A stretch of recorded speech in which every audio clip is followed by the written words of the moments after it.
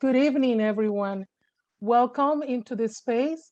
My name is Vimari Cubertier Cruz. I work for the Lutheran School of Theology, currently as a Director of Diversity, Equity, Inclusion, and Justice. I also work with a community of international students. It's a blessing, it's a pleasure to be with you all tonight.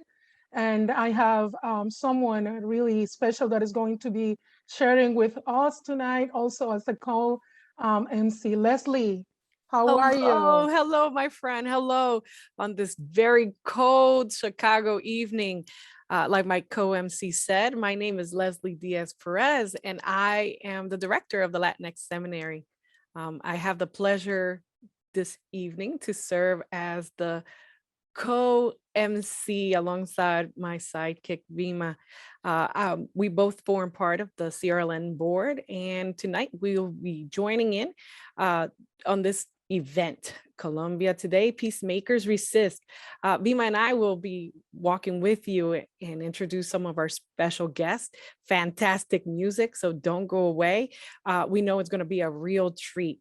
We are live on Facebook, so please feel free to share, tag a friend. So Vima, thank you. Thank you, Leslie. And we are going now to dedicate some time to recognize the work, the time, and the effort of very committed special people. We are going to take some time now to recognize our sponsors, our donors, and volunteers. You are going to find the information of some of them right with us in your screen. So we recognize those who have donated to CRLN. Dennis Pierce, we have an anonymous donor. We also recognize others that I'm going to mention now. Some of them have donated. We mentioned La Comunidad, Community Clerics of San Vietor, Sydney Hollander and K. Bergson. We also recognize Edward Osowski, a Peacemaker donor. And we also recognize people from Familiaridad, Family Ties, Alianza Americas, Brian and Wendy Carson, Martha Pierce, Elizabeth Rockford. People from Compañerismo Fellowship, Mr. Gary Cosette, Dan Dale and Nancy Jones, Linda Eastwood, Grace Giori, Tom and Nancy Hanson, Paul and Aileen Lefort, Amy Shannon, Joan Silverster.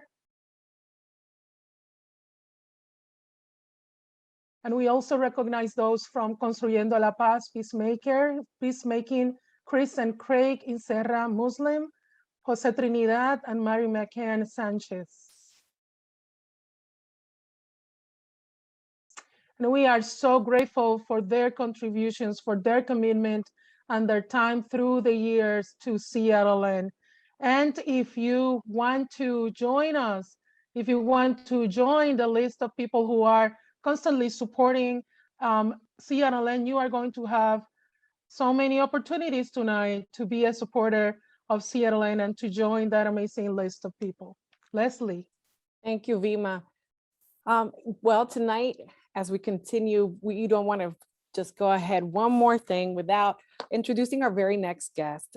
It is my sincerest pleasure to introduce to you someone who was born in Cali, Colombia, which is Reverend Shakespeare Osorio.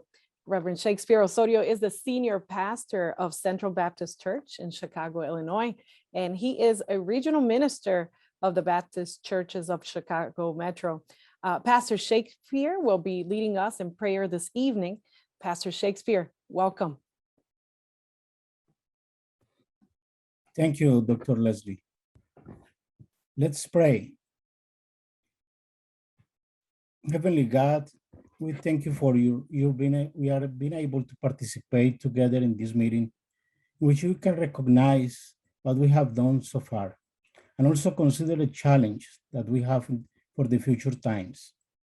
Thank you very much for the CRLN staff and for the volunteers who lovingly dedicate their time and energy to participate in this work. Thank you for the social leaders who risked even their own lives in search for better living conditions for their communities.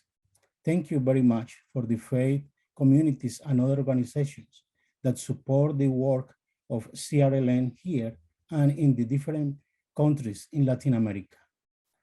Father, let us enjoy this time together and help us to be relevant to the needs of the communities in Latin America and here in USA. We pray in Jesus' name, amen. Amen, amen, and amen. And now, following up with the program for tonight, it is a pleasure for me to introduce you CRLN Executive Director, Claudia Lucero. Claudia Lucero is Executive Director of the Chicago Religious Leadership Network, a faith-based organization working to promote human rights in Latin America.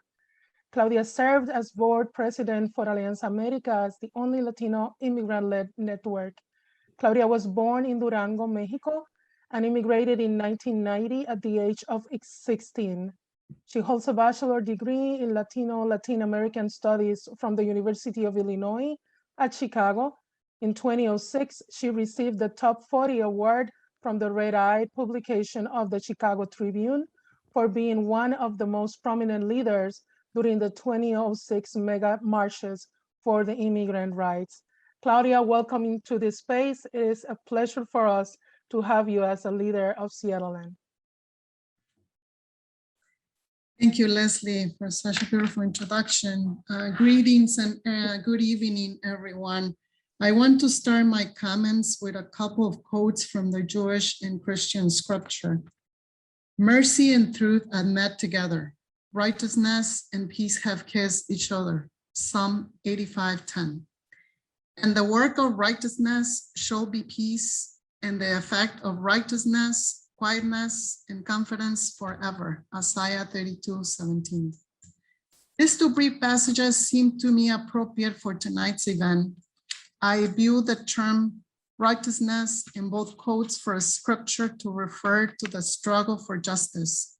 I think we all know peace without justice is not only unlikely, but empty. Tonight, we have a Colombian human rights defender who understands this reality and has been a tireless advocate for both peace and justice. The people of Colombia have suffered through well over 50 years of brutal internal armed conflict, more than a half century of death, destruction, and displacement. At the root of these decades of conflict has been deep injustice and inequality. According to the Internal Displacement Monitoring Center, almost 5 million Colombians remain internally displaced, refugees in their own country, one of the largest populations of displaced persons in the world. Colombians are desperate for peace. There was so much hope after the signing of the peace accords in 2016. The peace agreement was meant not only to bring to an end to the longest armed conflict in the Americas, but to bring job development, land reform, and construction of schools, etc. Instead, under the government of Iván Duque, we have seen active efforts to stall the implementation of the peace accords and a continuation of much of the violence. According to reputable sources, Colombia continues to be one of the Western Hemisphere's most dangerous countries for journalists and the most dangerous country for trade unionists, human rights defenders, and environmental activists, with well over 100 people killed this year. Indigenous Colombians and Afro-Colombians continue to bear the brunt of violence and displacement. Mass protests broke out last April against the policies of Duque administration, and at least 58 people have been killed, mostly by police. Despite all this ongoing violence, the US continues to provide military aid to Colombia. In 2021, the US will give Colombia $461 million in aid, the majority of which in some sort of military and police funding. There have been small victories recently with attempts to place conditions on aid to Colombia. Representative Ocasio-Cortez proposed 2 amendments regarding Colombia in the National Defense Authorization Act One bars US support to Colombia's brutal mobile anti-disturbances squadron, ASMAT, which committed gross human rights violations during the recent protests. The Second Amendment bans funding for aerial spraying in Colombia used in its coca eradication program. But regardless, our government continues to bankroll one of the world's biggest violators of human rights. Yet amidst such darkness, hope remains. As I alluded to earlier, since the end of April 2021, Colombians have engaged in a series of peaceful national strikes, protests, and marches. Peacemakers in Colombia are determined that their government must fulfill its side of the 2016 peace accords to provide for citizen safety, for basic infrastructure like roads, clean water, sanitary facilities, and housing throughout the country, for social support for those in need, and for the justice system that resolve the many human rights crimes committed during the long internal conflict. While the current administration has been obstructing these goals and persecuting protesters, peacemakers are not backing down. CRLN has advocated for many years for an end to US funding and training for the Colombian military and police, who aid and abet the violence I described previously. We supported the inclusion of an ethnic chapter in the peace accords to highlight the need to prioritize the leadership of rural Black and Indigenous groups in the implementation of changes affecting their communities. In these activities, we have been inspired by the ecumenical organization Comisión Intereclesial de Justicia y Paz. That is why we have invited Danilo, Rueda, its executive secretary, to speak to us tonight. We have asked him to talk about the protests, why they have broken out now, and what we can do to support the work and vision of the Peacemakers of Colombia. Before we hear from Danilo, I need to take a moment to thank a number of people who are making this event possible and who sustain the work of CRLN every day. First, I would like to say thank you to our sponsors this year. We saw the list earlier on the screen. I don't want to mention all the names, but I wanted to say thank you so much. Without their help, this event wouldn't be possible. I want to recognize the members of my board, Linda, Marta, Sydney, Ed, Mario, Pimari, Leslie, and Juan Angel. Thank you for all your support and commitment. Your valuable insights and immeasurable efforts to sustain our work is vital to making sure CRLN lives up to its mission.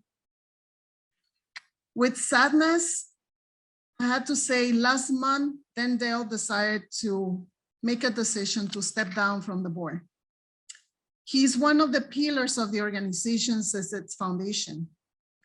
Dan is a man who has devoted his life to social justice.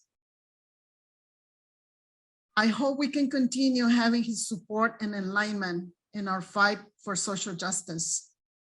Thank you, Dan, for such a strong commitment and love for CRLN. Thank you. Last but not least, I want to thank my team, Marilyn, Juan Carlos, Jonathan, and Sharon, who I always can count on. Their commitment, their passion for their work, for all the things they do to bring light and justice to our communities. They are the backbone of CRLN's work, definitely the backbone. Without them, it would be impossible. I also want to inform that CRLN is in a transition period. Tonight, I want to say a big thank you to Sharon Hunter-Smith. Some of you already know that she will retire next month. So technically, this is her last CRL event as a staff. I hope we will continue having her and her husband's Dan support and commitment. She has been with the organization for 16 years. And her departure will be a big change for CRLN. Honestly, it is hard to imagine doing this work without her. and certainly we will miss her a lot. We are neighbors, so I'm sure that we will see her around. Thank you, Sharon. As we wish one of our most cherished staff the best on her future endeavors, I also want to welcome a new face to the team. I am excited to introduce Jonathan Gomez, our new Latin America Program Coordinator. He's a Guatemalan who migrated to the US back in 1994. And then he decided to return to Guatemala with his partner, Jenny Dell. They lived there for 11 years. And then they decided to come back to the US. Not alone, this time with 2 little ones. And we are so lucky to have him in our family now. Welcome, Jonathan, to our team. And thank you everyone for being here, and welcome to our 2021 annual event, Colombia Today, Peacemakers Resist. Remember, Colombia Today, Peacemakers Resist. Thank you. Thank you, Claudia, for your words. Thank you for those remarks. We will definitely miss Sharon, and we are welcoming Jonathan to this work. It is such a great blessing to count with so many amazing people that are supporting CRLN. I want to take a little time just to mention that we have a program book. Marilyn, I will ask you if you might please add the link of the program book one more time to our chat box. Please click on that link and you will have access to the program for tonight. And you also are going to see some other pictures and visuals that are going to help you as we go into the next parts of our program. Now I will let you. Thank you, Marilyn, with Leslie again. Thank you, Vima. Throughout this evening, you'll see a lot of different links being shared in the Zoom chat feature. Please use the chat to communicate with us and let us know that you're here. Aside from the program book, another link that you'll find is to our live YouTube link. That link you'll be able to copy, paste, share. So please feel free to share widely on Twitter, on Facebook, on Instagram, all the social media feeds so that everyone can know that this program is taking place. Lastly, you'll see a donate link. And as we prepare for this opportunity, please allow me to introduce our very next special guest, Reverend Dr. Linda Eastwood. She is a Presbyterian minister in PCUSA, and Linda serves as the affiliate faculty in theology and science at McCormick Theological Seminary.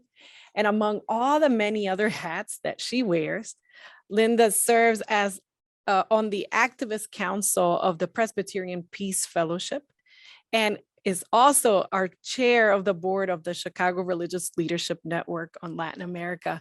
Linda, it's a pleasure to see you tonight. The time is yours. Hi, folks. So good evening, CRLN friends. It's good to be with you all, even virtually, although I'd be even happier when I can see you all in person again. I want first to echo Claudia's thanks to the board, the staff, and indeed all our supporters, without whom CRLN could not do its work. So thank you to all of you. It's my role now to do the first ask for your donations. We made registration free, but we're hoping that each of you will give as you can to support the work of CRLN. I have to admit that I can at times be a pretty reluctant fundraiser. It's not my most fun job. But that's not true when it comes to CRLN, because I believe so passionately in CRLN's work, and I know that you do too. I have a particular reason for enthusiasm about today's ask, because it's all about Colombia, a country that is very dear to my heart, where I've personally worked alongside the Presbyterian Church of Colombia for over 10 years, both in peacemaking accompaniment, and in teaching in their School of Theology. I know that for some of you, the CRLN work with which you're most familiar, at least for the last few years, may well be the immigration program. That too is work I'm involved in, as I'm an active part of one of the sanctuary churches among our group of very active partners in work of advocacy, activism, and direct support.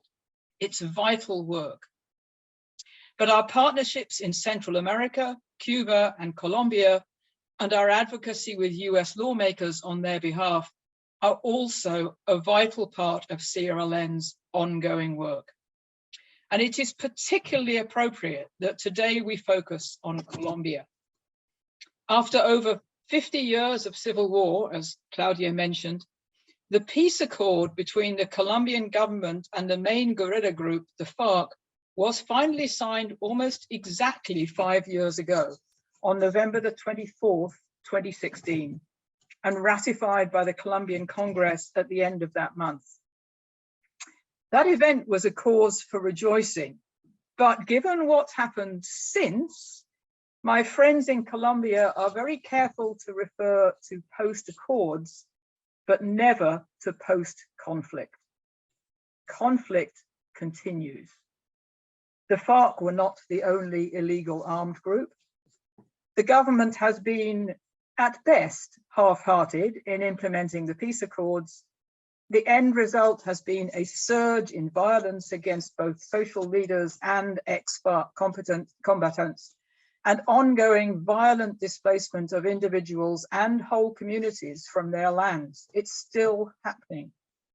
We'll hear more from our keynote speaker about some of the discontent and activism that's grown up in response. For now, suffice it to say that CRLN has an opportunity to become more directly involved, and we want your help in two ways to respond. One way is for those of you with particular interest in Colombia to join a solidarity committee. More on that later. The other way is to support CRLN financially as we create that solidarity group and give it resources to walk alongside our partners in Colombia, not least social leaders facing death threats, in their work for peace with justice.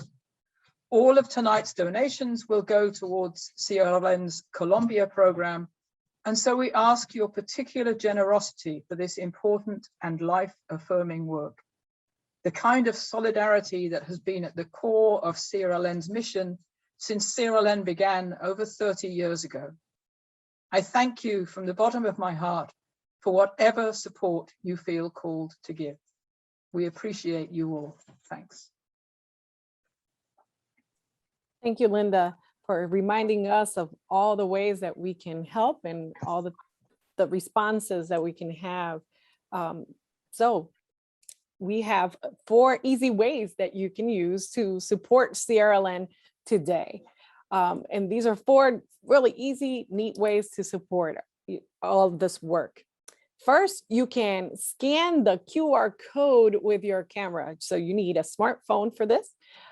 Just switch your camera on and lay it over the QR code with your phone, and it'll prompt you for donations. The second way that you can do this real quick is by using the live link that is in the chat feature in Zoom. If these 2 neat ways don't work, go to the third one, which is go to www.crln.org and click on the donate button. Last but not least, use that feature, the chat feature in our Zoom, and write your name and your pledge amount in the chat box today. Vima? Thank you so much, Leslie. Yes, indeed, this is a really good time for you to go and use any of these methods that we have for receiving, submitting, sending your donation. This night is a really important night.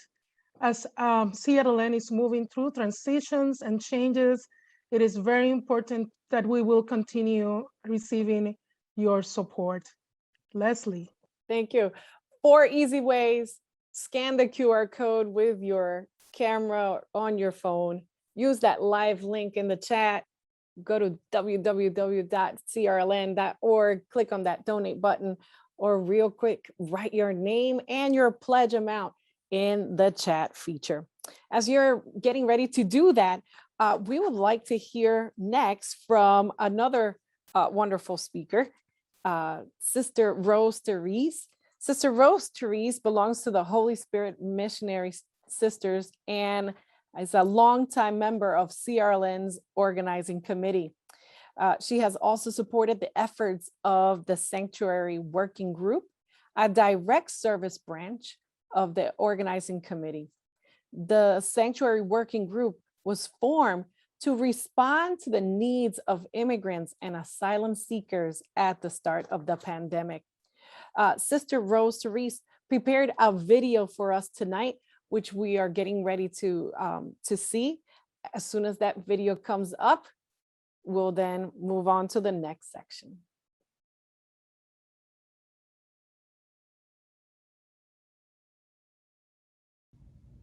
For me, working with CRLN meant working with others of faith, as well as a passion for helping migrants, immigrants, and refugees.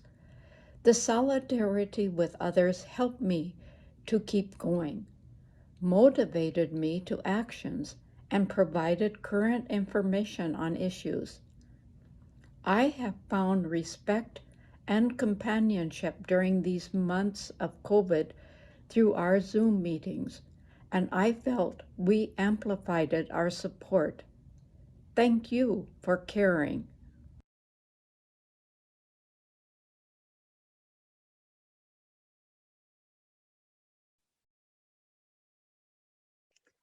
Like Sister Maurice, there are so many others who will share their words of encouragement and how they have been impacted by CRLN through the night.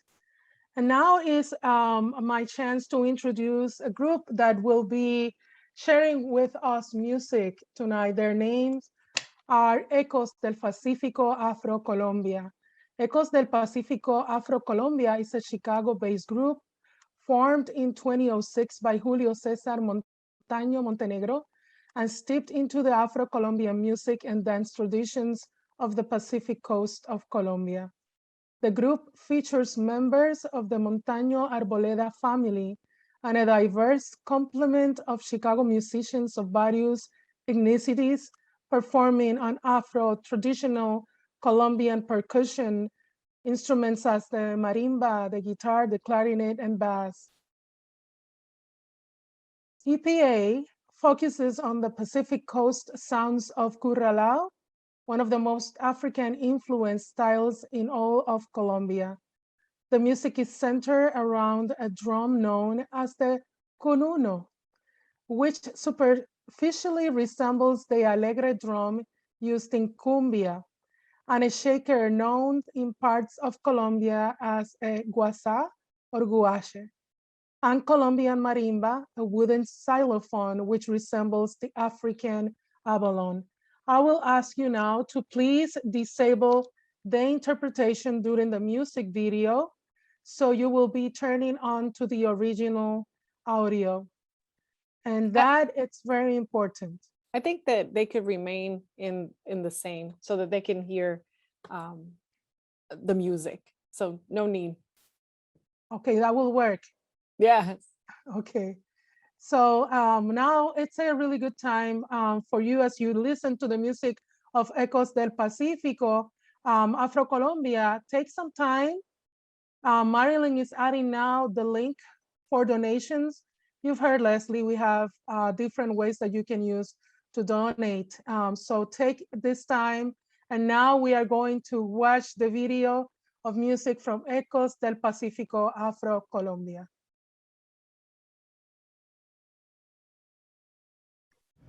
Hola a todos los que se conectan con la programación del CRLN. Soy Julio Montaño, director de Ecos del Pacífico Afro Colombia.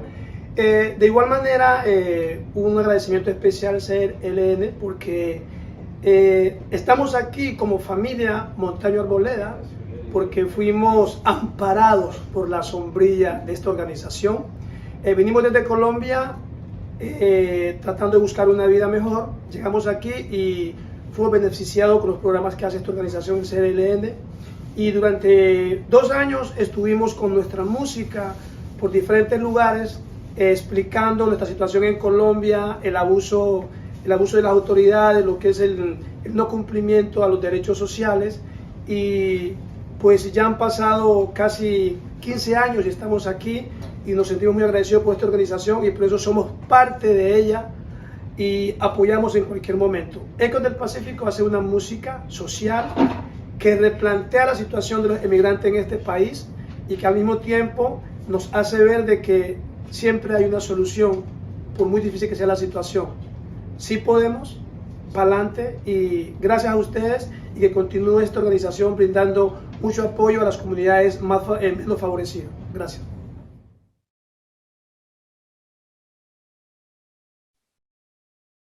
And now we will follow up listening to their music.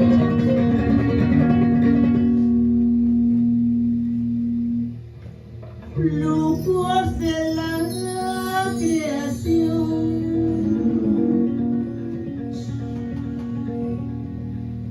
de ustedes quiero su canto.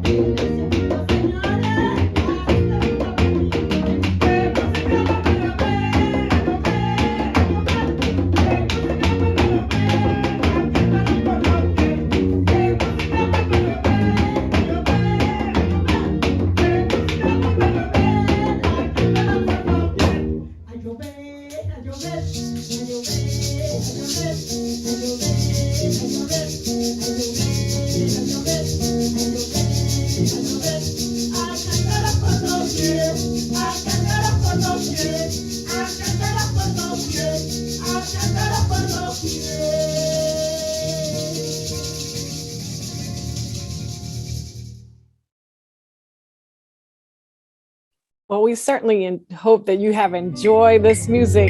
Stay tuned. There is certainly more.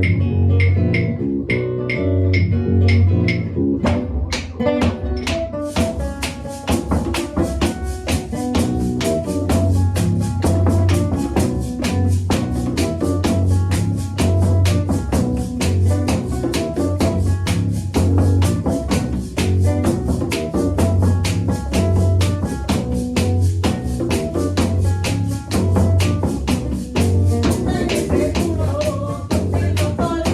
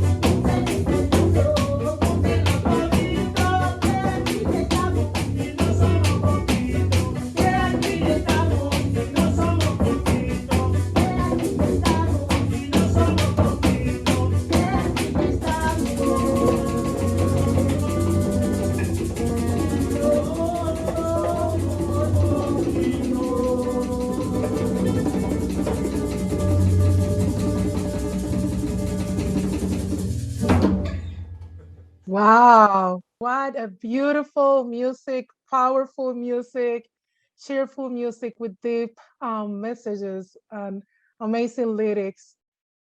And we need to keep with the program of tonight.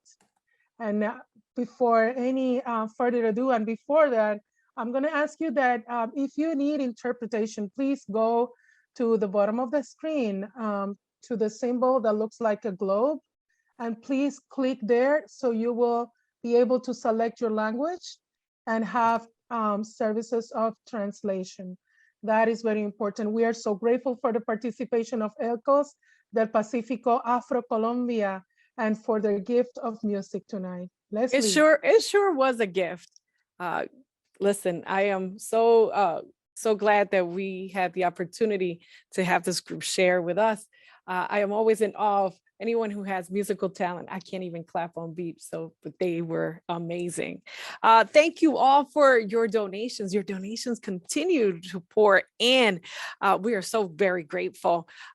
This very work that CRLN needs to continue, and in the fight, we just want to join it, right? And people have asked, how do we donate? Well, there are 4 quick, easy ways that you could support CRLN and the work that they're doing. One of them is to scan the QR code with your camera on your phone. Just go to your camera, open it up, and hover over the QR code, and it'll prompt the next steps that you have to take. Also, you could go to a live link in the chat. Go to the chat feature in Zoom, and you'll find the live link there. Click on it, and it also prompts you on what to do next. The third way you could donate today and support this great work of CRLN is to go to www.crln.org and click on the donate button there. Last but not least, very easy, go to the Zoom chat feature and you could write your name and your pledge amount in the chat. If you, for whatever reason, missed the scanning of the QR code, you could also find it in page 4 of the program book.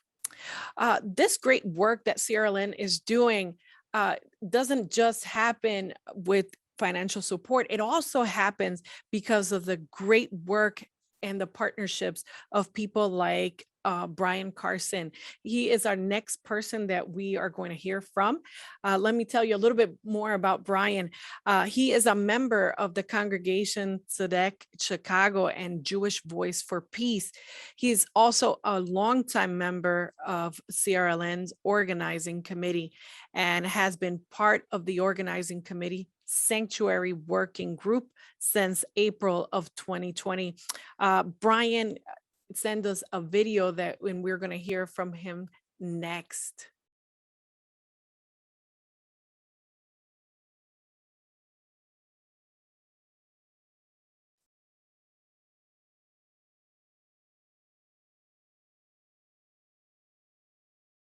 Hi, I'm Brian. Been a member of Sanctuary Working Group of CRLN for since it began, and I'm so proud to become part of this group. It helps new immigrants make a life here in America, and we do this by working with disparate groups around the city and even a bit around the country, getting referrals from everywhere.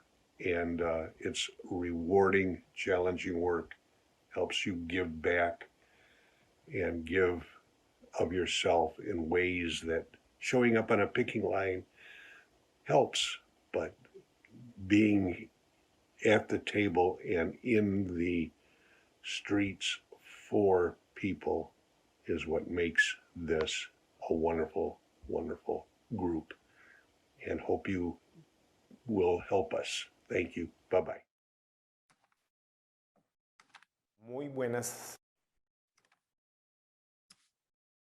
Hi, my name is Sharon Huntersmith. I appreciate all of the nice words you've said about me tonight. I'm sure I will see lots of you in the future. I can plan to continue being in CRLN as a member. So I'm honored to introduce this year's speaker, Danilo Rueda, but first, just wanted to remind you if he will be speaking in Spanish. So if you are an English speaker and need interpretation, please click on the interpretation globe at the bottom of your screen and choose the English channel. Also, if you have questions for Danilo while he is speaking or after his speech is over, you can click on Q&A at the bottom of your screen and write your question there. Danilo Rueda can best be described as a defender of human rights and of social and environmental peace in whatever profession he has been engaged. Having studied philosophy, theology, education, and having done postgraduate work in political science, Mr. Rueda has been a professor, editor, columnist, and contributor to independent media. Through it all, his efforts have helped voice the concerns of a broad civilian movement in Colombia, demanding greater social justice as a necessary basis for lasting peace. Currently, he's the executive secretary of the Comisión Intereclesial de Justicia y Paz, the Interchurch Commission for Justice and Peace, and he serves as the director of the online media group Contagio Multimedia. The Interchurch Commission, or Comisión Intereclesial, is a church-based human rights organization working to defend rural, indigenous, and African-descended communities against the violent actions of the Colombian state security forces and paramilitary groups. This violence did not end with the 2016 peace accords. Mr. Rueda has developed protection and physical accompaniment strategies for people in these communities, and he has documented and safeguarded evidence of human rights violations to be used in the judicial process for truth and reconciliation, which is set up by the Colombian peace accords. He also is the representative of victims before the Inter-American Human Rights System. Colombia, as Claudia reminded us earlier, is one of the most dangerous countries in the world in which to defend human rights. Mr. Rueda has been subject to threats, intimidation, and defamation campaigns as a result of his work. However, his persistence in the face of these obstacles has brought the struggles and cries for justice of remote Colombian communities to national and international attention. With great admiration for his work, we at CRLN introduce him to you so that you can hear his analysis of the current situation in Colombia and how we in the international community can support the efforts of Colombians working for human rights, social justice, and peace. Danilo. Muy buenas noches a Good evening, everyone. It's a very special evening tonight, a night of hope, because with the support of everyone, we are going to continue in this edition of solidarity and supporting CRLN. As Ecos del Pacifico said, we are not alone. Here in our meeting is a meeting of solitudes, and we're talking about spirituality, justice, and peace that has inspired Jesus from history, Jesus from life. Thank you so much for being here. And I would like to share with you this video that we prepared for you just in case there were complications with the communication, that it happens sometimes, you know, with virtual meetings, but we are meeting in the heart, in the mind, in solidarity. We're meeting to build a different humanity. Let's watch the video.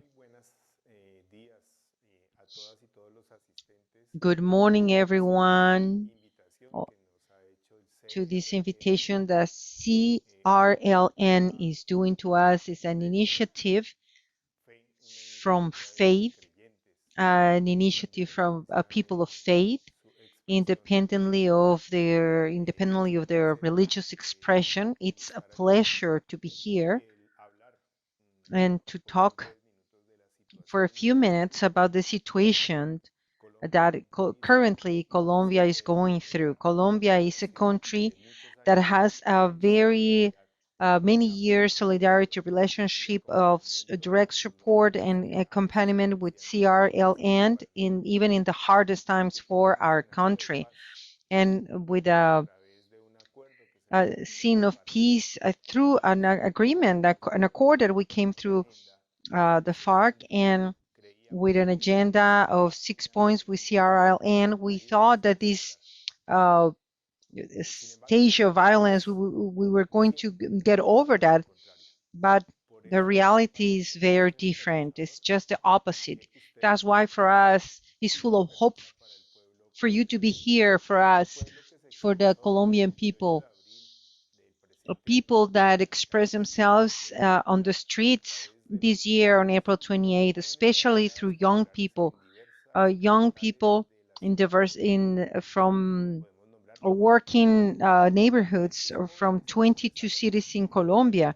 And those young people expressed something that was hidden, that was denied, that had been denied by a history of violence, of a decision of people in the power to deny a democracy that's environmental, economic, of gender, social, and of justice. The Paro Nacional, the national strike, it reflects what happens this year. For instance, what's going on in Colombia at this point. In the first 7 months of this year, there has been 221 mass 60 massacres, 221 killings of social leaders. There's been at least 3, 4, 5 people in each of these massacres. Right now there is 70 confinements of rural people, like communities that are without the possibility of mobilizing, of expressing themselves with freedom because of the armed forces and all the different groups, violent groups in this year. 205 defenders of human rights had been slain, 131 men and 35 women. How can we explain this reality after the signing of a peace agreement? The first reason, there is a very deep inequality. Colombia, after Haiti, being a country of medium income, is the second country of disequality in Latin America after Haiti. To call these democracies a shame. From the total of cultivable land in Colombia, 99% of it is being controlled for a small group of the population. Most of the people that live in the countryside are not owners of the country, of the land, or they're just workers or people that have the capacity and the impossibility of being recognized as owners of this rural land, and they are associated with traditional political parties in the liberal or conservative, and those people that had been grabbing the land had been affiliated fundamentally to the party of Álvaro Vélez, that is from the center of democracy. But also we have a state that is deeply unfair in financial matters. The external debt of Colombia right now is up to $160,000 million.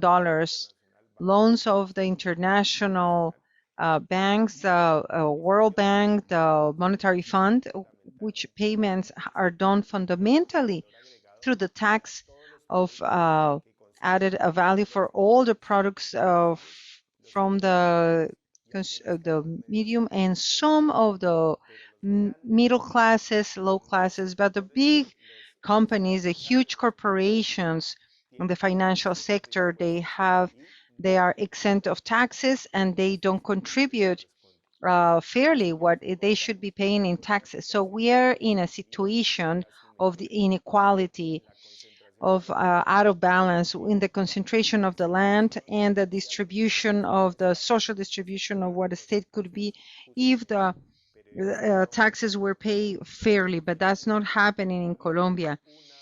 And also, there's been a political democracy where there is no guarantees for contribution for free thinking. And this is because doctrine of national security, national safety, a doctrine that is being inspired and assembled in the mentality of the United States, where they were thinking that the ideas of social democracy, the ideas that go beyond the vision of, the believing visions, were an expression of communism.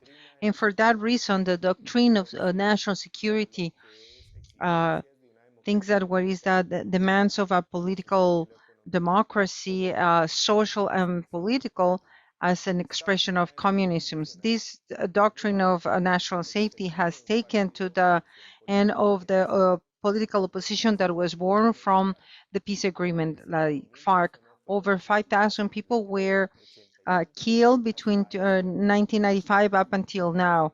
Less than 20 days in the Bogota, there was one of the leaders from the Unión Patriótica also was killed, and also another one from the group of Aluchar disappeared. It was a political expression where 100 people disappeared, and this was what was M19 in Colombia. According with the report Basta Ya, they have seen since 2016, 220 violent deaths for political reasons. These 220,000, I'm sorry, deaths for political reasons basically are due to this conception of internal enemies, where all of those that think different in relationship with a political culture that is stable in only two political parties, the liberal or conservative, that later on split among themselves, a party of the U and Democratic Party. Everybody else that does things different should be exterminated physically with violence, but there is also the exclusion on access of free information from the oligarchs of the information that are focused in and big corporations in Colombia. Unfortunately, has had a working class and a leading class that is not generous. It's a political leadership class that is not there is no willing to build. Besides the accumulating of their own wealth, they don't want to build. For the whole of society. This is why there is a great inequality. That's why there is a deep social inconformity that is being expressed now to face the violence of the state and also to face that exclusive democracy that is full of corruption and is also tainted with mechanisms that impossibilize the vote, the free vote for all citizens in Colombia. Colombia is a democracy, and like Padre Javier said, is a genocidal democracy. All the dreams, all the hopes, all the initiatives of building a democracy that is decent in Colombia had suffered from the violence, the armed forces, from the state, but also the persecution of the general national prosecution. You can add over 70,000 people in jail when they are crowded, and it's impossible to have fair trials and due process to allow the possibility of the jails to be not to be the answer to these political demands. And this has taken us simultaneously in over 50 years to armed forces that have raised as FLN, the Self Workers Defense, and FARC, LLN. They were great pains for rural populations, and great violations of human rights international, and also the last mechanisms and resources that many Colombians adopted to try to change this unfair order. However, the exit has not been real, and it has been impossible to get a transformation through this exercise of the armed struggle. But neither the state that has repressed nor the guerrillas have achieved to resolve these affairs that are deep of social injustice. And this is why we are in this situation, in the middle of this painful hell that I have just pointed out to you, to get out for the first time in 200 years of Republican life, of this culture and this structure and this strategy of debt that has been consolidated by the Colombian state, and who had been managing the Colombian state. I would say, like, through this, in the middle of this navigation of all these debts, where is hope? And hope for you, that you are believers, for us that we also are, is to recognize life the way it is. The life the way it is shows us that right now in Colombia there is a resurgence of hope, a manifestation of hope on the streets that has been expressed to the youth, but the youth express a series of narrations that had suffered from this. And today there is a very deep bed in most of the society in Colombia for peace.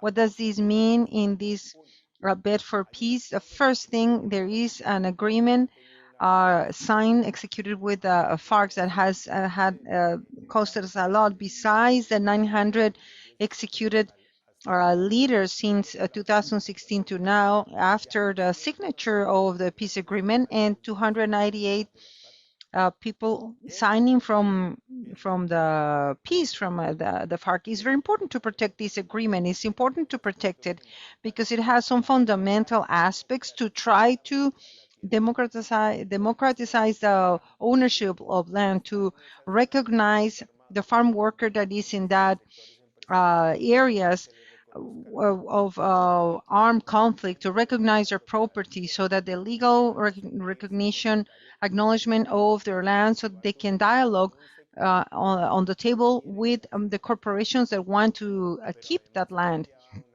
But besides that, there was mechanisms of democratization of the land, assigning the property to women. In those aspects would allow us then to give an answer to this big debt that the state has with leadership, with the rural population.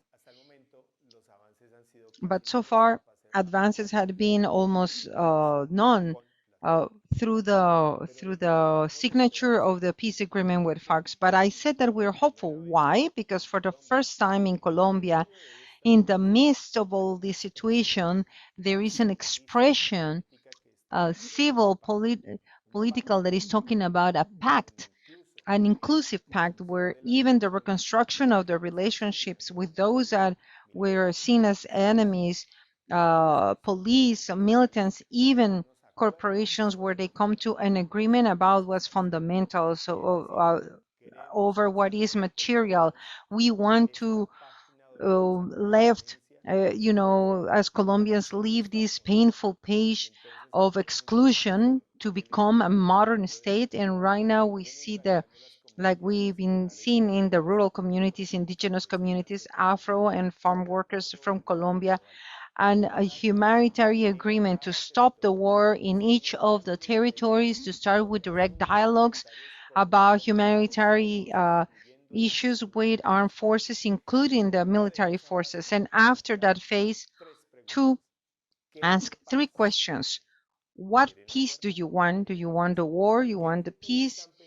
What future are you thinking for your children and your families? The military chiefs of those armed structure, what is the project of that country? How do they imagine their life is going to be in 5 years?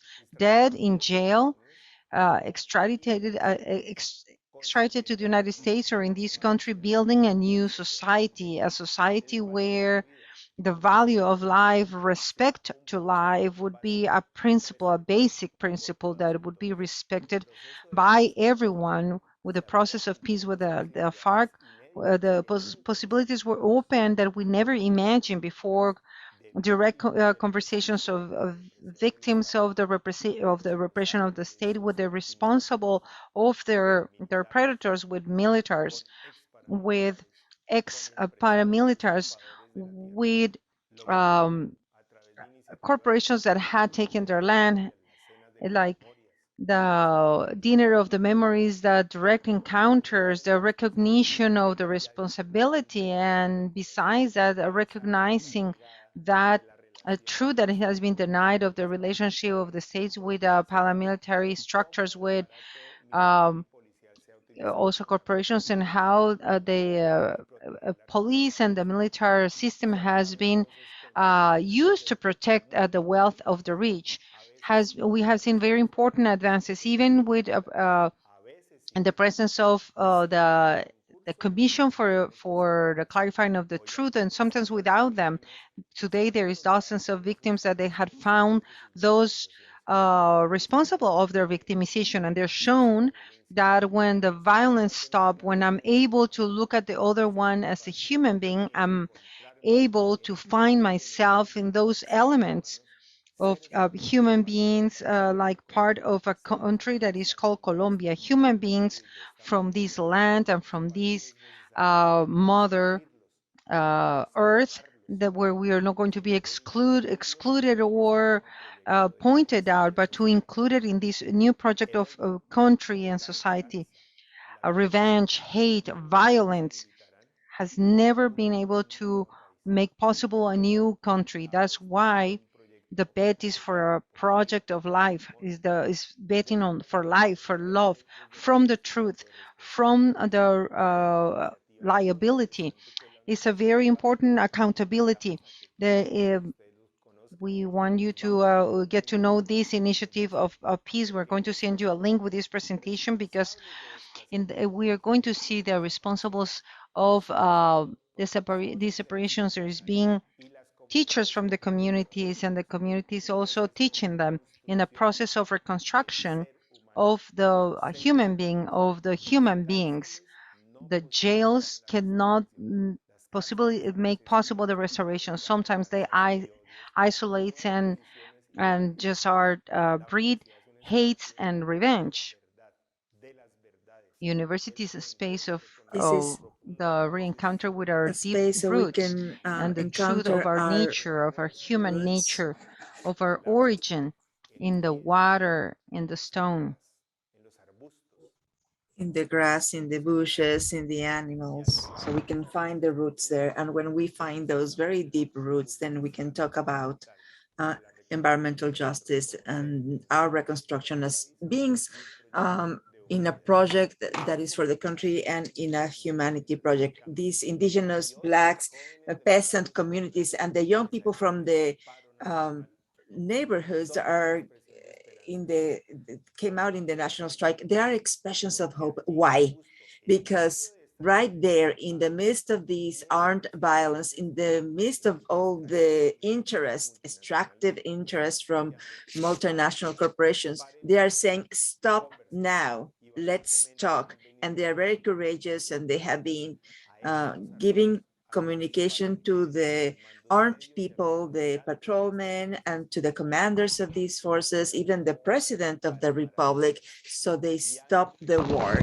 And they have been able to do in these territories that at least they avoid killings of social leaders, sexual abuse of women and children, and generate spaces for the freedom of speech and the freedom of association. And right there, there has been some progress, and it's important. So what can you do?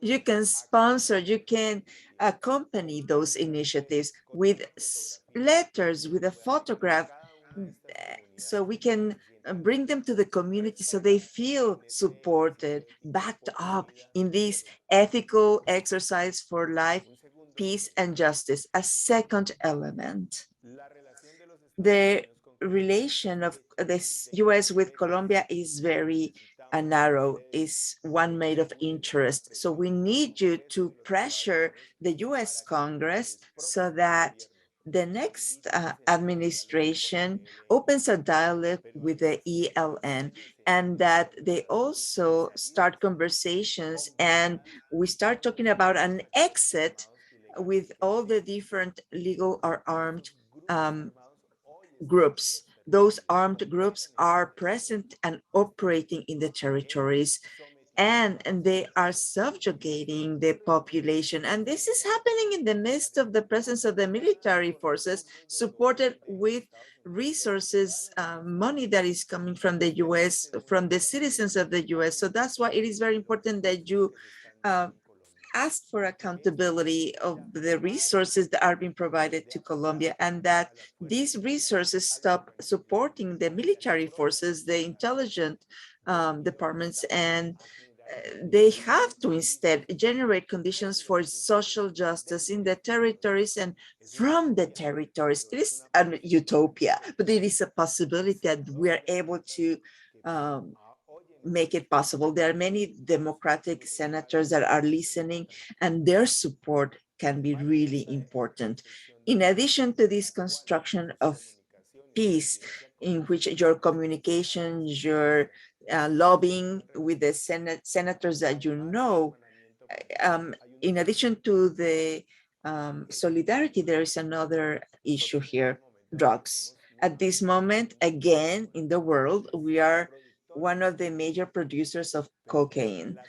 However, the exit is not the aerial fumigation, also supported in many occasions by the US administration through the Colombia plan. The exit is in the social inclusion. A peasant who has no recognition of ownership of the land, whose products, rice, yuca, banana, plantain, have no commercial markets because there are no highways. They are forced to cultivate these illicit plants, and they are forced in this situation, not because they want to, but because their traditional plants are not generating basic income for them.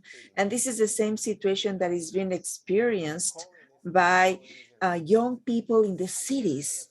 They went out to the streets. Why? Because they don't have employment, they don't have education, they don't have anything to lose. They are called the people without a future. It is possible now that a young person, 12 years old, 13 years old, their only option is delinquency, drugs. Or what about the possibilities of basic conditions so this person can have an employment, a basic education? So that is the big problem that we have in Colombia, the injustice that is structural. This Monsignor Romero used to say, this is claiming, and this is not only the repression, but it's this social injustice that is being silenced by the repression, the voices and the manifestations that are trying to emerge. And very concretely, we want to exit from hunger, from not having housing, not having education. So that's why the call is for your solidarity. And your solidarity, it is a possibility. Because it would encourage, with your letters, your images, your photos, these rural communities, these urban processes of young people who are saying, we want a different future. We want a peaceful future. We want a future with justice. And this future with peace and justice, it is an inspiration from the Gospels, from Jesus, from the God of life, in life and for life. So thank you so much. And I'm here for your questions.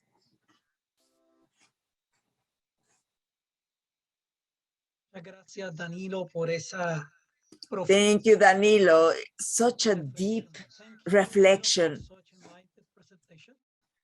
Please remember, brothers and sisters, to write your question for Danilo in the Q&A section at the bottom of your screen. As you already know, your support and contribution are very important to keep CRLN work. Remember that all that donations that we raise today will go to support CRLN Colombia Solidarity Committee. You can scan the QR code or use the live link in the chat, or you can go to our website, crln.org,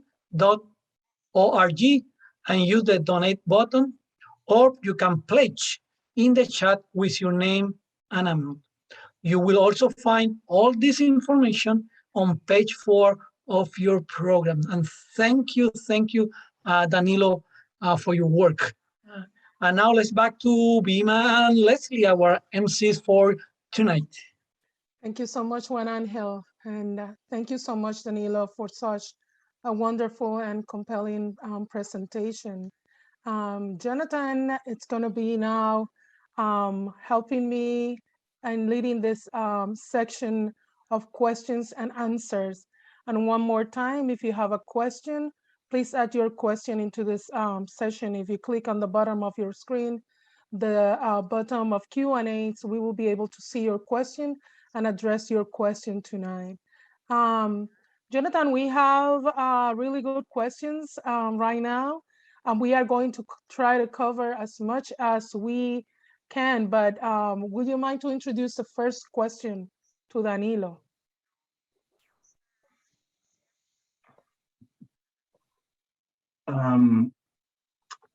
Danilo, la primera pregunta es... Danilo, the first question is, are the people in Colombia who now work on the land, are the owners of the land? And if the land was at some point worked or owned collectively?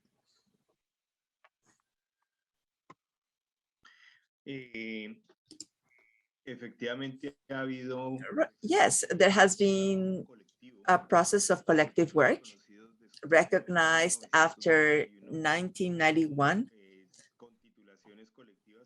with collective ownership for Black communities and indigenous communities, and the peasant sectors since 1996 with the peasant reserve areas or zones. And these territories now are very important in Colombia because these are the locations where there is a great subsoil wealth and great wealth in the ecosystem and also in the people who live there. But in these places, this is where the armed conflict is found. And there have been more than 9 million of people displaced. And these displacements have coincided with that then multinational corporations start coming in to extract mining, petrol, and big agribusinesses, destroying the life, human life, animal life, water life, forest life. And that is the situation. A way of inhabiting the territories as a community collectively with difficulties, but without weapons. And there is a dynamic of land grabbing also. There are some people using violence and using legislation that follow the interest of the private companies and the multinationals.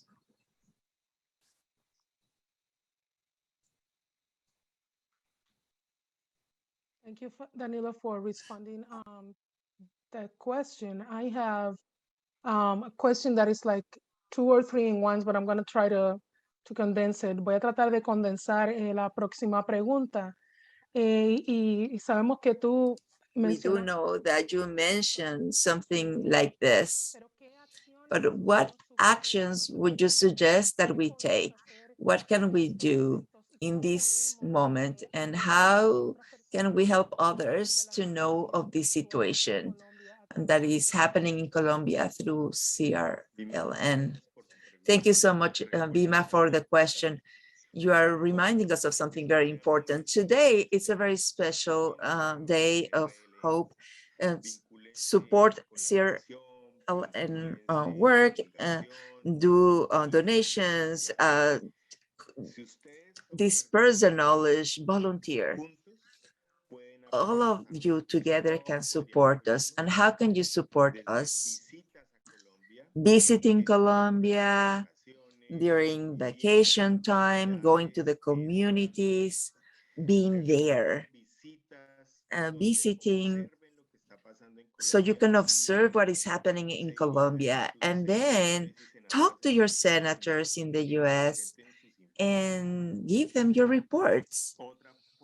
Another way, small videos where you encourage urban communities of young people who are going out to the streets, young people from the Afro-Colombian and indigenous and peasant communities, so we can support them in their peace building efforts in the midst of these situations of violence, with flags of CRLN and with your messages written in those flags, so you can encourage them to keep fighting. So this is an expression of solidarity and also of hope. So also talk to the indigenous women who are facing the mining operations, also accompanying the Afro-Colombian women who are guardians of the forest, and also support the tree planting people who are trying to confront the multinational corporations. These are the forest of memory and peace. So I'm talking about some ways, but you have to grow, you have to strengthen yourselves as you have been doing for so long.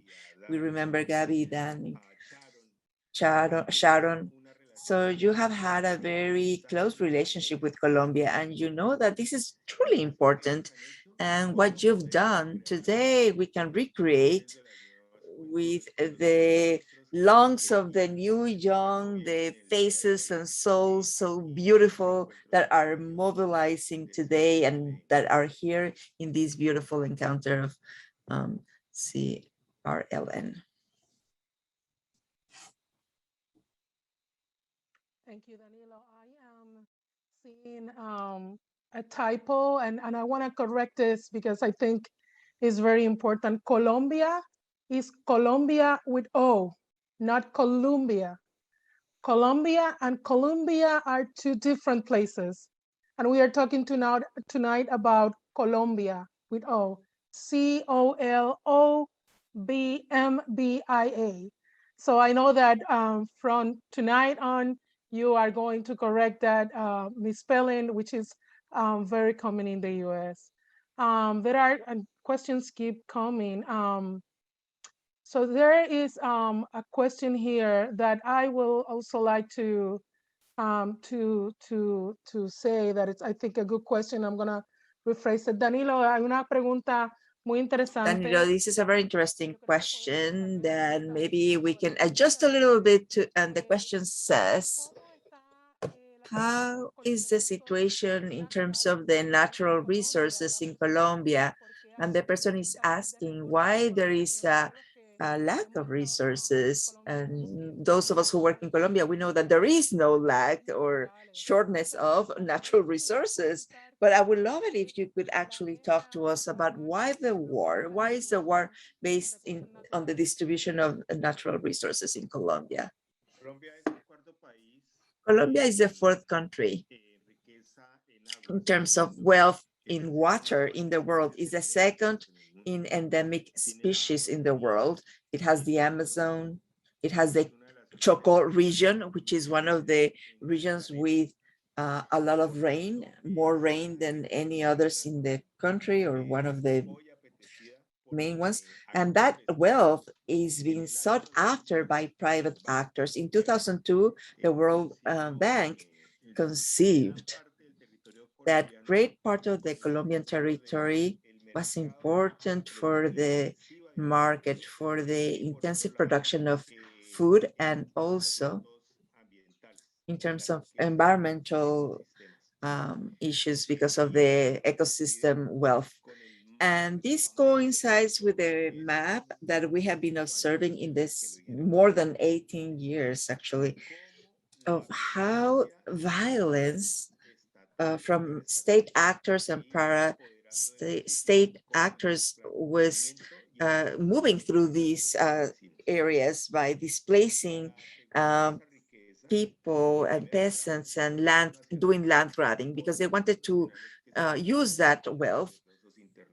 And this is being done through very wealthy international interests. This is a very wealthy country, and its wealth is what attracts others. And that's why there are so many interests in here. And we have a political class that is selfish, ambitious, corrupt, and criminal, the majority of them. And this makes it so that many companies and many business sectors that may have good business people, but in their hearts, their projects are filled with ambition and they're tainted with a lot of blood. Thank you so much, Danilo. Gracias por responder esa pregunta. Thank you for responding. And now we're going to take two more questions, and I'm reading now in chat that there are also other questions. I do have a question. In 2019, I was working with a delegation. We traveled around Colombia to visit 5 communities, and specifically we visited 3 ex-combatants from FARC, a camp. And my question is, how you see, what has been the response or the work, especially the verification unit of the UN, and what is the response to the needs of the camps or the communities and the camps of FARC combatants? This is a very important work, and coming from the UN, but it conflicts with the peace agreements with the FARC and depends.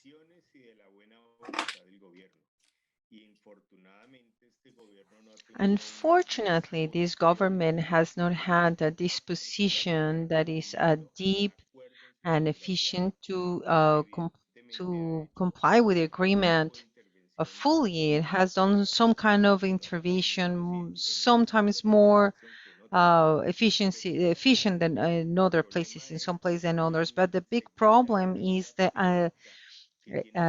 unsafety of the physical life that combatants and social leaders have, and this issue has never been taken seriously and resolved in depth. What does that mean? The protection of leaders and ex-combatants is to face the groups, and particularly more than the groups, those who are behind the groups. If behind a big group of one of these big groups, it's there's a businessman, and that businessman is not facing justice, then violence will continue. If those businessmen, legal and illegal businessmen, continue being protected by these armed forces, it would be very difficult for this situation to be solved. I'm going to give you an example from where and how the cocaine goes from Colombia to several places in the world in banana ships that leave through legal harbors, legal ports where there are the public forces. And who are those banana ships that leave Colombia? Of recognized companies from Colombia that have businesses with multinational companies of the banana companies. We see it that way. White is and a hen laced and you can eat it fried. What is it? Yes, it's obvious. That question is so obvious. So there's a question from Linda in the chat, and she's asking,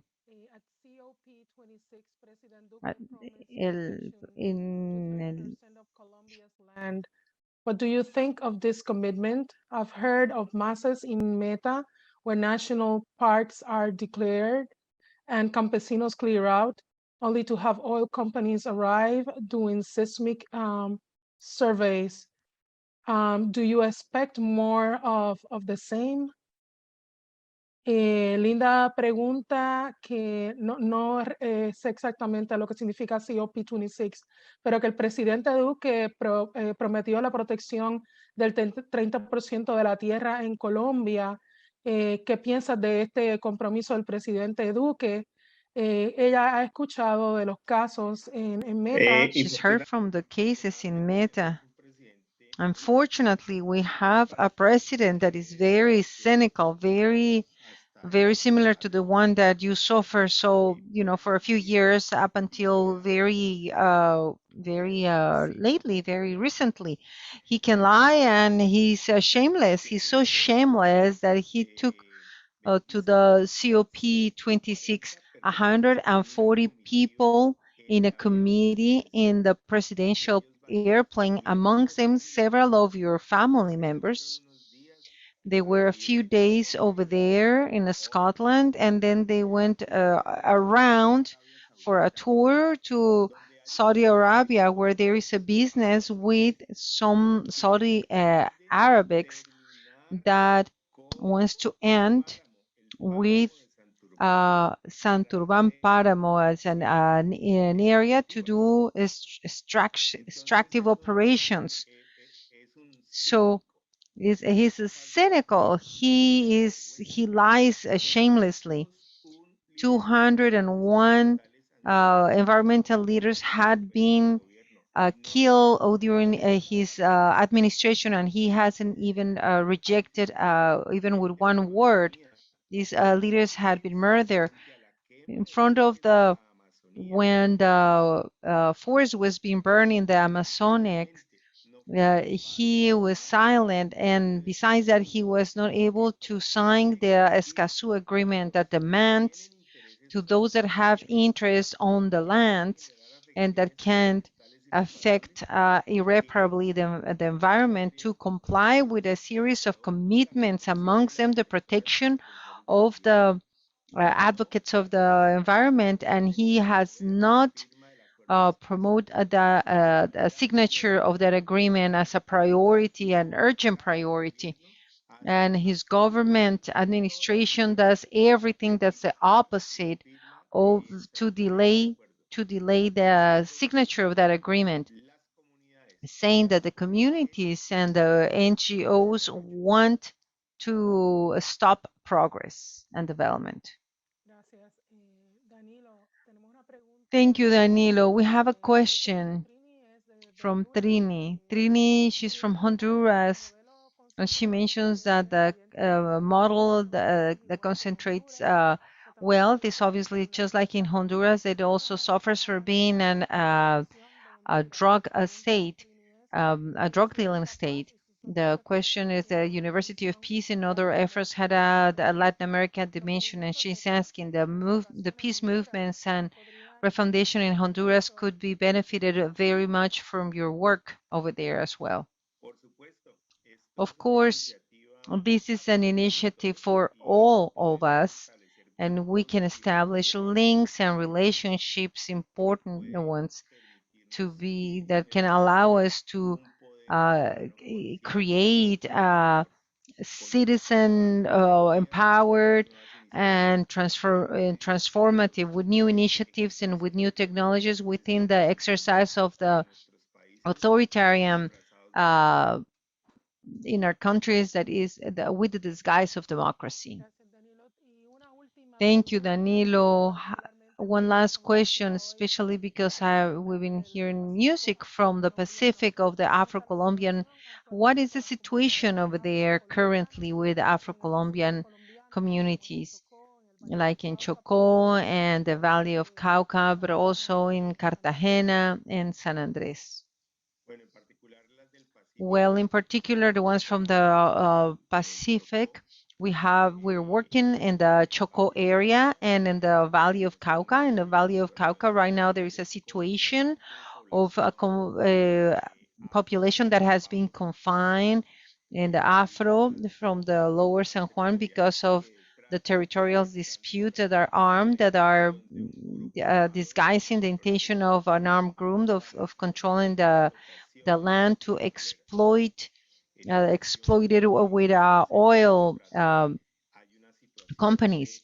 And there is a situation of a pressure and subjugation of the communities to be able to develop extractive operations of a mining company that would be benefited by the decisions of the President Duque's party to start exploitation phases. That is the situation. But even in the midst of that situation, people, as you could see in Ecos del Pacifico, they express cheerfulness, hope, and there is a very special call that they have done today. Together, we can bring those walls down, those walls of fear, of a lack of solidarity, create creativity to change our own lives and humanity. Thank you, Danilo. I forgot a question that I think is very important. Could you please mention what is the work of the churches, local churches? How are local churches working in unity? I know in particular the Presbyterian Church of Colombia, and I know in particular how they've been working in the Atlantic coast and in the center of the country, but we would like to hear what is the solidarity movement of local churches in Colombia. Local churches, they make a very important work, whether from preaching or the expression of pastoral or solidarity in building political projects and in the Atlantic coast. The Presbyterian Church has a very important church in this peace building, accompanying ex-combatants and establishing relationships between ex-combatants and the society in the perspective of the truth. Same thing in Urabá, where we coincide with them. We do important work over there in reconstruction of truth and also the justice. So there is different initiatives for part of a collective that is called the Paz. We are trying to advance the Pact for Life and Peace hand in hand with the Bishop of the Cali Archdiocese, Darío Morsarvi, to reach the compliance of the peace agreement with the FARC and with CRLN, and also facilitating other armed groups to enter this possibility of a stopping war and build a new democracy without arms, without weapons.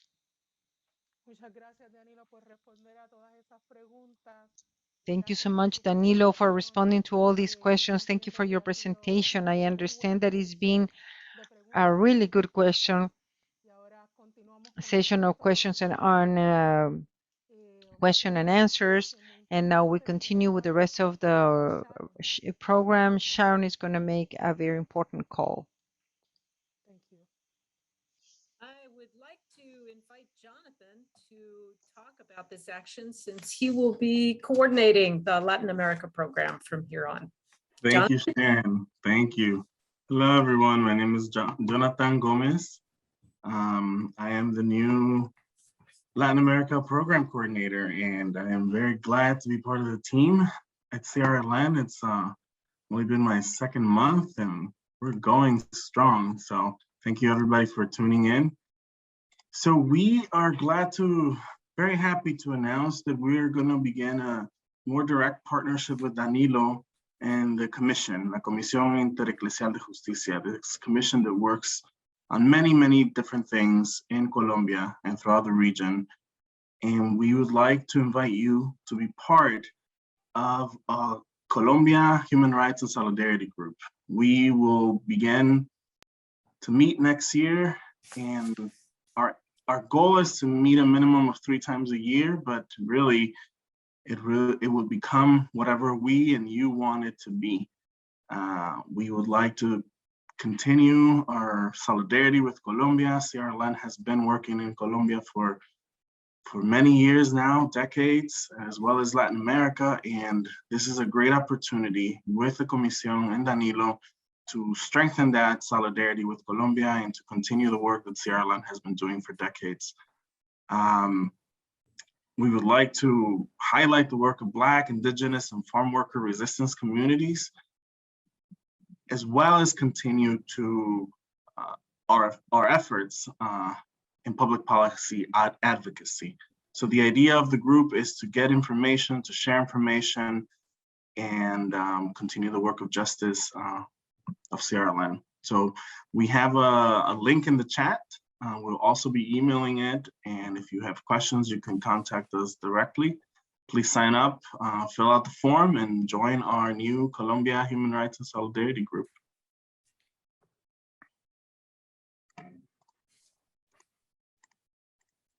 Sharon, I don't know if you want to add something? No. Okay, thank you, everybody. Thank you.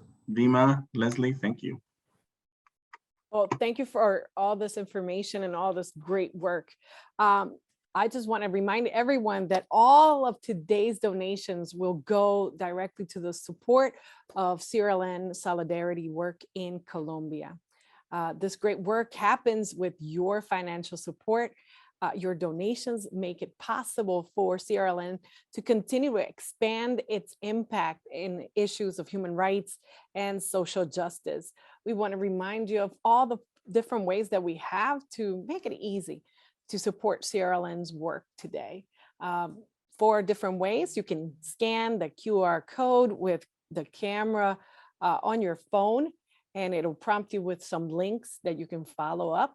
Number 2, you can use the live link in the chat that has been so conveniently dropped in the Zoom chat feature to make your donation. It'll go directly to the donation page, or you could go directly to www.crln.org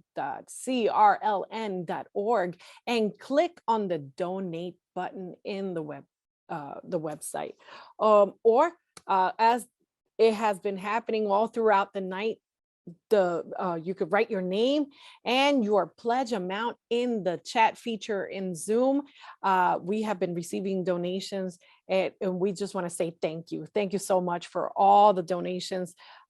Just please keep them coming, because this work cannot happen without it. But also, this great work of peacemaking, listen, we need you. CRLN needs you.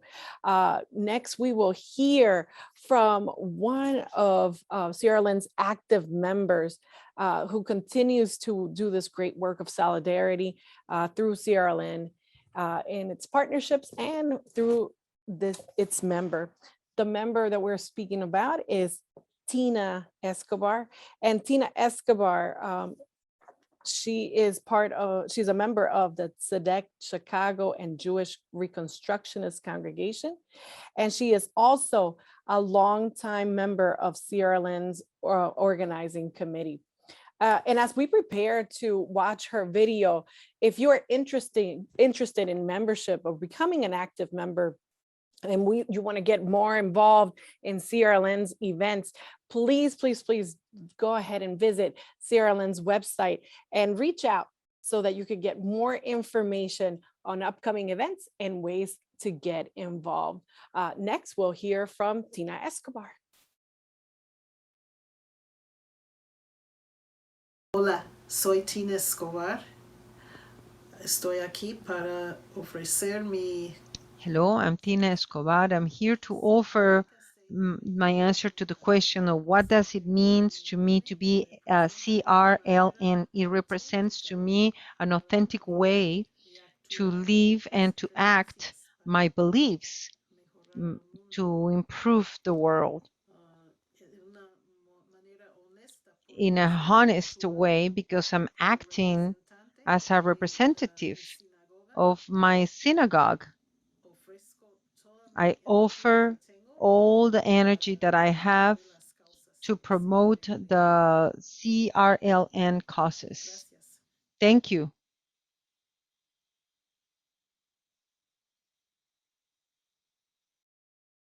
Y muchas gracias por este video y por todos los miembros de CRLN. Gracias por su tiempo, por su compromiso y por seguir llamando a otras personas, invitándoles a que se unan a los esfuerzos de CRLN.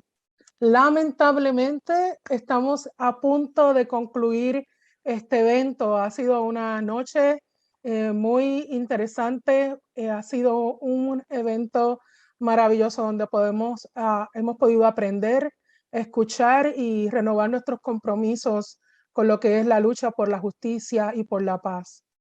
Para concluir este evento, invitamos en estos momentos al Rabbi Bruce Elder. So now we are at the end of this event, and we are now at the conclusion of this event inviting Rabbi Bruce Elder from Congregation Hakafa. Rabbi Bruce Elder was born in Youngstown, Ohio. He graduated from Indiana University. Seems like he was a part of a fraternity, Pi Beta Kappa, with a bachelor's degree in history and psychology with certification in Jewish studies. Upon graduation, Rabbi Elder moved to Chicago, where he worked for the Jewish Council on Urban Affairs, a Jewish social justice organization dedicated to empowering Chicago's diverse community. His work at the JCUA led him to become a rabbi. He entered Hebrew Union College, the Reform Movement's theological seminary, and was ordained in 1996. He served as assistant rabbi for Congregation Cor Shalom in Shuttle Hill, New Jersey, before moving back to Chicago in 1999. Rabbi Elder served as associate rabbi of Congregation Hakafa in Glencoe, Illinois, and again on the staff of JCUA until assuming the position of rabbi at Hakafa in 2002. He currently serves as chair of the board of Second Nature.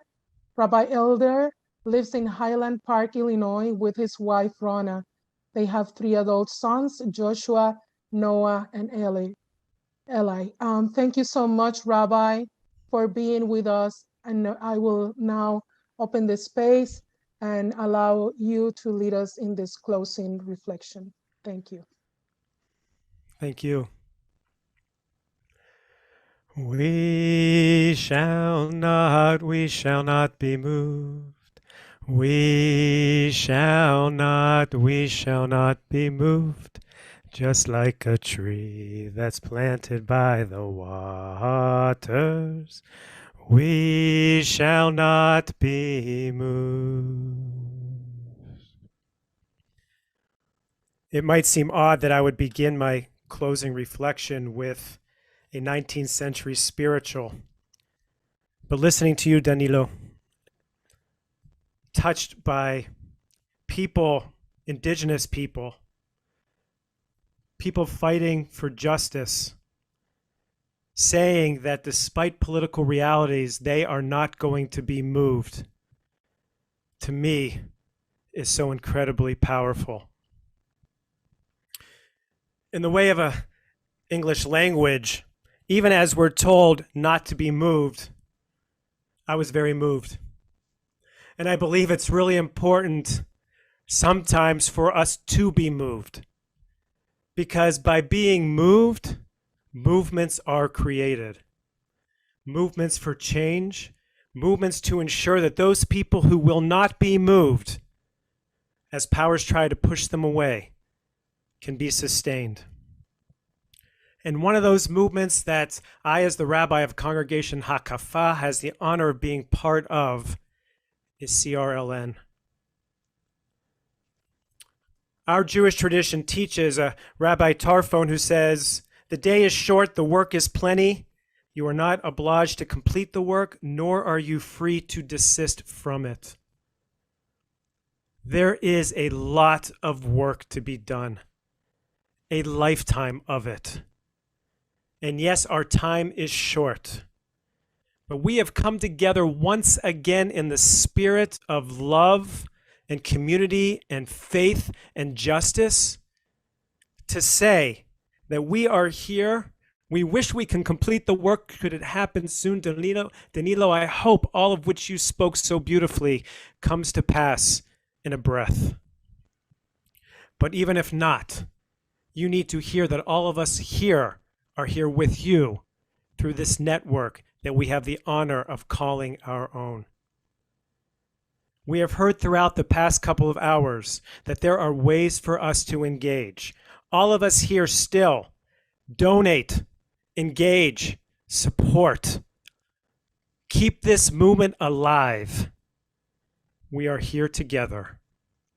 My prayer as we go from here is that we never, ever forget that just because there are those who are trying to beat disempowered people down doesn't mean that they are beaten. We are the movement. We are the ones. We are the reflection of the divine. We shall not be moved. Amen. Amen and amen. Leslie, this has been a great night. Thank you all for being here tonight with us. We are almost at the end of the event. We are so grateful for your presence, for your time, your donations. Keep donating to CRLN. You already know all of the ways that you can use to send your donations. Again, all of your donations are going to go to support this initiative, new initiative of CRLN, partnering with this organization from Danilo in Colombia. There is so much work to do, and we are not going to be moved. We will continue to do this work. Leslie. Thank you so much. It has been a true honor and pleasure to just join you this evening. And as we are getting ready to close and go with some music, I believe that's coming up next, we want to remind you to be active, support, engage in the hope that we continue to do this work and we answer and respond to the challenge to move and join the movement. God bless you and have a good night, everyone. And we are going to leave this space with, again, music from Ecos del Pacífico, Afro Colombiano. Nos vemos el año que viene. See you next year. Have a blessed evening. Bye-bye.